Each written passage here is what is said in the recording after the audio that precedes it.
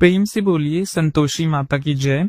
संतोषी माता की व्रत कथा आज आप सुनने वाले हैं। तो एक गांव में एक बुढ़िया रहती थी जिनके 7 बेटे थे। 6 बेटे कमाने वाले थे और एक बेटा निकम्मा था। बुढ़िया माई 6 पुत्रों का जूठा 7वें पुत्र को दिया करती थी। 7वां पुत्र एक दिन अपनी पत्नी से बोला, देखो मेरी माता मुझ पर कितना प्रेम करती हैं। वह बोली, क्यों नहीं, सबका जूठा बचा हुआ तुमको खिला देती हैं।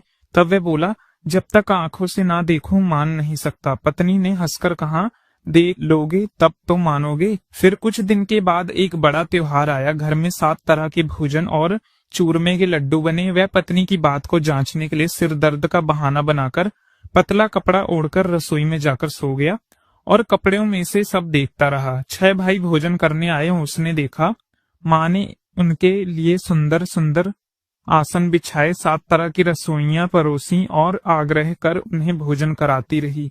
वह चुपचाप देखता रहा। 6 भाई भोजन करके उठ गए। तब माँ ने 5 लियों में से लड्डुओं के टुकड़े को उठाया और एक लड्डू बनाया। जूठन साफ करके माँ ने उससे पुकारा, उठ बेटा उठ, तेरे भाइयों ने भोजन कर लिया है, तू भी उठकर भोजन कर ले। तब उसने कहा, माँ मुझे भोजन नहीं करना, मैं परदेश जा रहा हूँ। माता ने कहा, कहाँ कल जाना हो तो आज ही चले जा। वह बोला, हाँ हाँ आज ही जा रहा हूँ। ऐसा कहकर वह घर से निकल गया। चलते समय उसने पत्नी की याद आई। वह गौशाला में कंडे थाप रही थी। तब वह वहां जाकर बोला, सुनो मेरे पास तो कुछ नहीं है, ये अंगूठी है, ये ले लो और अपनी कोई निशानी मुझे भी दे दो। पत्नी बोली, मेरे पास क्या है, ये गोबर भरा हाथ है। ऐसा कहकर उसकी पत्नी ने पीठ पर गोबर के हाथ की थाप मार दी। तब वह चल पड़ा। चलते चलते दूर देश में पहुंच गया। वहां एक साहूकार की दुकान थी। वहां जाकर सेठ को बोला, सेठ जी मुझे नौकरी पर रख लो। साहूकार को नौकरी की सख्त जरूरत थी। साहूकार ने कहा, काम देखकर तनख्वाह मिलेगी। उसने कहा, सेठ जी जैसा आप ठीक समझे। अब उसने साहूकार के यहाँ नौकरी मिल गई। अब वह वहां दिन रात मेहनत से काम करने लगा। कुछ दिनों में दुकान का लेन देन, हिसाब किताब, ग्राहकों को माल बेचने का सारा काम लगा। साहूकार के 7-8 नौकर थे। वह सब चक्कर खाने लगे, लेकिन उसे अपनी लगन, परिश्रम और ईमानदारी सभी को पीछे छोड़ दिया और फिर उसने अपने किए का फल भी मिला। सेठ ने उसका काम देखा और 3 महीने में उसे मुनाफे में साझेदार बना लिया। परिश्रम करते करते 12 वर्षों में ही वह नगर का नामी सेठ बन गया और सेठ अपना सारा कारोबार उस पर छोड़कर बाहर चला गया। इधर घर पर उसकी पत्नी पर क्या बीती वह सुनिए। सास ससुर उसे अब दुख देने लगे। गृहस्थी का सारा काम करवाकर उसे लकड़ी लेने जंगल में भेजा करते थे। इस बीच घर की रोटियों के आटे से जो भूसी निकलती थी उसकी रोटी बनाकर रख दी जाती थी और फूटे नारियल की नरेली में पानी दिया जाता था। इस तरह उसके दिन बीतते रहे। एक दिन जब वह जंगल में लकड़ी लेने जा रही थी तो उस समय बहुत सी स्त्रियां संतोषी माता का व्रत करती दिखाई दी। वह वहां खड़ी होकर पूछने लगी, बहनों ये तुम किस देवी या देवता का व्रत कर रही हो? उनके ऐसा पूछने पर उन्होंने बताया कि हम संतोषी माता का व्रत पूजन कर रहे हैं। उसने पूछा, इसको करने से क्या फल मिलता है? इस व्रत करने की क्या विधि है? यदि तुम मुझे इस व्रत का विधान मुझे समझाकर कहोगी तो मुझ पर तुम्हारा बहुत एहसान मानूंगी। उनमें से एक स्त्री बोली, सुनो ये संतोषी माता का व्रत है। इसको करने से निर्धनता और दरिद्रता का नाश हो जाता है। माँ लक्ष्मी आती है, मन की चिंताएं दूर होती हैं, मन को प्रसन्नता और शांति मिलती है। नीपी को पुत्र मिलता है, पति बाहर गया हो तो वह शीघ्र लौट आता है। कुंवारी कन्याओं को मनपसंद वर मिलता है, चलता मुकदमा खत्म हो जाता है और कलह कलेश की स्थिति तो मुख शांत हो जाती है। घर में धन जमा होने लग जाता है, धन जायदाद का लाभ होता है और भी कुछ भी मानो हो तो वो कामना संतोषी माता की कृपा से पूरी हो जाती है। इसमें संदेह नहीं है। तब वह पूछने लगी, ये व्रत कैसे किया जाता है, ये भी बताओ तो बड़ी कृपा होगी। वह स्त्री कहने लगी, बहन बिना परेशानी, श्रद्धा और प्रेम से जितना भी बन सके प्रसाद लेना। 5.25 पैसे से 5.25 आने या फिर इससे ज्यादा शक्ति और भक्ति के अनुसार गुड़ और चना लेना। हर शुक्रवार को निराहार रहकर कथा सुनना। इसके बीच में क्रम टूटना नहीं चाहिए। लगातार नियमों का पालन करना। सुनने वाला कोई ना मिले तो घी का दीपक जलाकर उसके आगे जल से भरा हुआ पात्र रखकर कथा कहना, परंतु नियम नहीं टूटना चाहिए। जब तक कार्य सिद्ध ना हो नियम पालन करना और कार्य सिद्ध हो जाने पर व्रत का उद्यापन करना। 3 मास में ही माता पूरा फल प्रदान करती है। यदि किसी के ग्रह खोटे हों तब वह माता 1 वर्ष में अवश्य उनको अनुकूल करती है। कार्य सिद्ध होने पर ही उद्यापन करना चाहिए, बीच में नहीं उद्यापन करना चाहिए। बीच में 2.5 शेर आटे का खाजा और इसी के अनुसार खीर और चने का साग बनाकर 8 बच्चों को भोजन कराना है।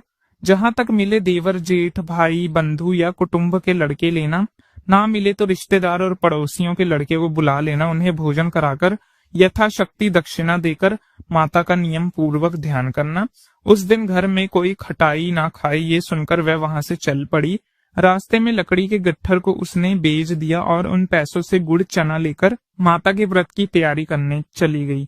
रास्ते में संतोषी माता के मंदिर में जाकर वह माता के चरणों में लेट गई और विनती करने लगी, मैं दीन हूँ, निपट मूर्ख हूँ, व्रत का कोई भी नियम नहीं जानती, मैं बहुत दुखी हूँ, हे माता मेरे दुख दूर करो, मैं तुम्हारी शरण में हूँ। संतोषी माता को उस पर दया आ गई और एक शुक्रवार बीता कि दूसरे शुक्रवार ही उसके पति का पत्र आया और तीसरे शुक्रवार को उसका भेजा हुआ पैसा भी आ पहुंचा।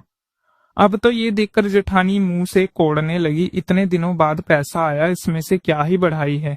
लड़के ताने देने लगे, काफी के पास तो पत्र आने लगे, रुपए आने लगे, अब तो काकी की खूब खातिर बढ़ेगी और अब तो काकी बुलाना भी नहीं चाहेगी हमको। बेचारी सरलता से कहती कि भैया पत्र आए रुपया आए तो हम सबके लिए ही अच्छा है। ऐसा कहकर आंखों में आंसू भरकर संतोषी माता के मंदिर में जाकर वह महामातेश्वरी के चरणों में गिरकर रोने लगी, कहने लगी, माँ मैंने तुमसे पैसा नहीं मांगा, मुझे पैसे से क्या काम, मुझे तो सुहाग से काम है।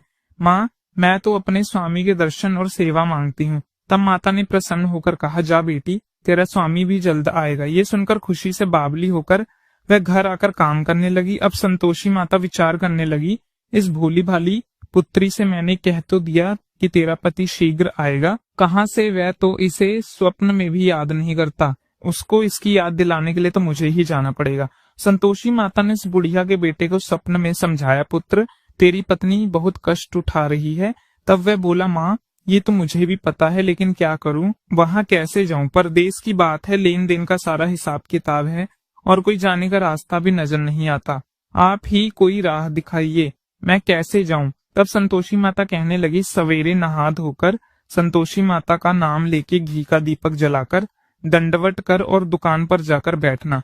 देखते देखते तेरा लेन देन सब चुक जाएगा और जमा माल बिक जाएगा। सांझ होते होते धन का ढेर लग जाएगा और अगले दिन सुबह जल्दी उठना और अपने मित्र परिचितों में स्वप्न में माता द्वारा कही गई बात कहकर और कथा सुनाना। उसकी बात सुनकर उसकी खिल्ली उड़ाने लगे।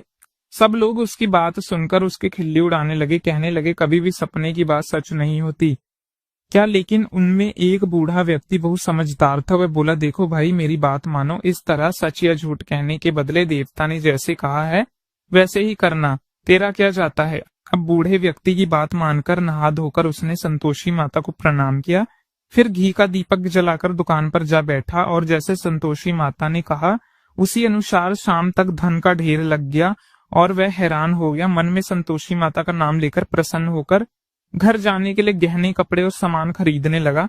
काम से निपटकर वह घर को रवाना हुआ।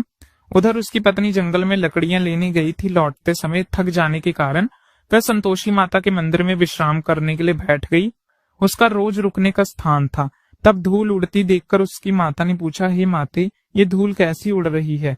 संतोषी माता ने कहा, पुत्री ये देख तेरा पति आ रहा है, अब तू ऐसा कर, लकड़ियों के 3 बोझ बनाकर नदी के किनारे रख, दूसरा मेरे मंदिर पर और तीसरा सिर पर रख। तेरे पति को लकड़ी का गट्ठर देखकर मोह पैदा होगी, ये वहां पर रुकेगा, नाश्ता पानी करके माँ से मिलने जाएगा, तू लकड़ी का गट्ठर उठाकर जाना और बीच चौक पे गट्ठर डालकर 3 आवाजें और जोर से लगाना, लो सासू जी लकड़ी का गट्ठर लो, भूसी की रोटी दो, नारियल की खोपड़ी में पानी दो, आज कौन मेहमान आया है। संतोषी माता की बात सुनकर वह है बहुत अच्छा माँ कहकर प्रसन्न मन से लकड़ियों की 3 गट्ठर बनाकर लाई। एक नदी के तट पर, दूसरा मंदिर में और दूसरा अपने सिर पर रख। मुसाफिरों वहां आ पहुंची। सूखी लकड़ी देखकर उसको इच्छा हुई कि अब यहाँ विश्राम कर ले, भोजन बनाकर खा पीकर फिर गांव को चले। इस प्रकार भोजन करके विश्राम कर वे अपने गांव को आ गई।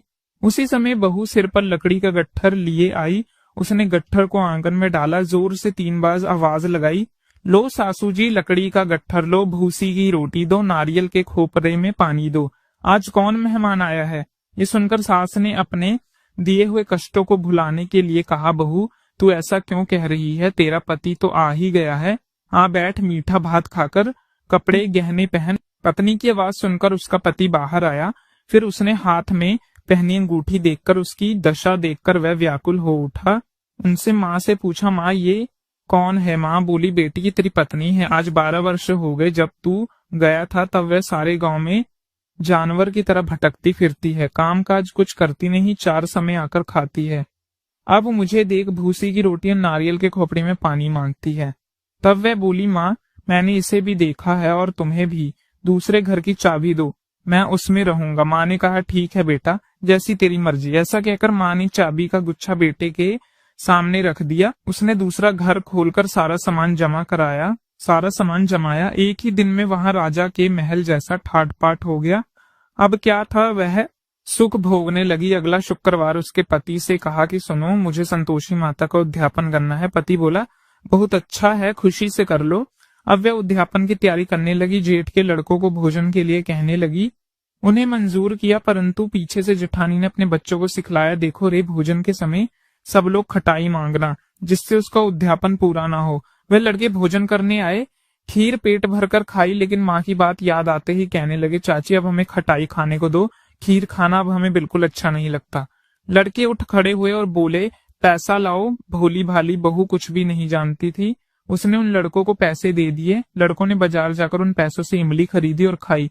ये सब देखकर अब बहू पर संतोषी माता का कोप हुआ। राजा के दूत उसके पति को पकड़कर ले गए। जेठानी कहने लगी, अब सब पता चल जाएगा जब जेल की रोटी खाएगी। बहू से ये वचन सहन नहीं हुए, वह संतोषी माता के मंदिर गई और कहने लगी, माता आपने क्या किया? हंसकर आप मुझे क्यों रुलाने लगी? संतोषी माता बोली, पुत्री तूने मेरा व्रत भंग किया, इतनी जल्दी सारी बातें भूल गई। बोली, माँ मैं तो कुछ नहीं भूली हूँ, ना ही मैंने कोई अपराध किया, मुझे तो लड़कों ने भूल में डाल दिया, मुझे क्षमा कर दो माँ। माँ बोली, ऐसी भूल भी कहीं होती है? बोली, अब कोई भूल नहीं होगी। अब बताओ मेरे पति कैसे वापस आएंगे? संतोषी माता बोली, पुत्री जा, तेरा पति तुझे रास्ते में ही आता मिलेगा। वह मंदिर से निकलकर बाहर आई तो रास्ते में अपने पति को आता देख उसने पूछा, कहाँ गए थे? तब वह बोला, इतना धन जो कमाया है उसका राजा ने कर मांगा था, उसी को भरने गया था। तब वह प्रसन्न होकर बोली, अच्छा भला हुआ, अब घर चलो। फिर अगला शुक्रवार आया। वह बोली, माता को उद्यापन करना है। पत्नी का, ठीक है करो। फिर वह जेठों के लड़कों से भोजन करने के लिए कही। जेठानी ने लड़कों को फिर सिखा दिया कि पहले की तरह खटाई मांगना। अब की बार लड़के भोजन करने बैठे। भोजन करने से पहले ही कहने लगा, मैं खीर पूड़ी अच्छी नहीं लगती, जी घबराता है, खटाई खाने को दो। वह बोली, खटाई तो नहीं है, जो मिलेगा खाना है तो खाओ। उनको उठकर चले जाने पर उन्हें ब्राह्मणों के लड़के बुलाकर उन्हें भोजन करवा दिया, दक्षिणा दी और एक एक फल दिया, जिससे संतोषी माता प्रसन्न हो गई। माता की कृपा से 9 माह बाद उनको चंद्रमा के समान एक सुंदर पुत्र प्राप्त हुआ। पुत्र को लेकर वह हर दिन संतोषी माता के मंदिर जाने लगी। माँ ने सोचा, ये रोज आती है, आज क्यों ना मैं इसके घर चली जाऊं, इसका आश्रय देखूं। तो उसी समय वह कैसे रहती, कहाँ रहती, ये विचार कर माता ने भयानक रूप बनाया। गुड़ और चने से सूखा मुंह, ऊपर से मुंड के समान होठ, उसी पर मक्खियां भिन भिना रही थी। दहलीज पर पैर रखते ही उसकी सांस चिल्लाई, देखो रे, कोई चुड़ैल डाकनी चली आ रही है, जल्दी भगाओ, नहीं तो सबको खा जाएगी। बहू रोशन देन से देख रही थी। वह प्रसन्न हो उठी, आज मेरी माता मेरे घर आई है। ऐसा कहकर दूध पीते बच्चे को गोद से उतार दिया। ये सब देखकर सास क्रोध में बोली, अरे देखो तो जरा, इस कितनी उतावली हो रही, कैसे उतावली होती जा रही है, जो बच्चे को ही पटक दिया। इतना ही है, माँ के प्रताप से जहाँ देखो वहां लड़के ही लड़के नजर आने लगे। बोली, माँ जी मैं जिनका व्रत करती हूँ ये संतोषी माता है। ऐसा कहकर उनके झट से घर के सारे किवाड़ खोल दिए। सबने फिर तो माता के चरण पकड़ लिए और विनती करके कहने लगी, माता हम मूर्ख हैं, अज्ञानी हैं, व्रत की विधि हम नहीं जानते, आपका व्रत भंग कर हमें बड़ा अपराध किया है, माते आप हमारे सभी अपराधों को क्षमा करें। इस तरह बार बार कहने पर संतोषी माता प्रसन्न हो गई। इसके बाद उसकी सास कहने लगी, हे संतोषी माता, आपने बहू को जैसा फल दिया वैसे सबको देना। ये कथा सुनने या पढ़ने से सभी के मनोरथ पूर्ण करना। तो प्रेम से बोलिए संतोषी माता की जय। वीडियो यदि आपको अच्छी लगी हो तो कमेंट बॉक्स में संतोषी माता की जय अवश्य लिखें और हमारे चैनल व्रत साधना को अवश्य सब्सक्राइब करें, ताकि आने वाली ऐसे ही ज्ञानवर्धक व्रत कथाओं की वीडियो की नोटिफिकेशन सबसे पहले आप तक पहुंच सके। जय संतोषी माता।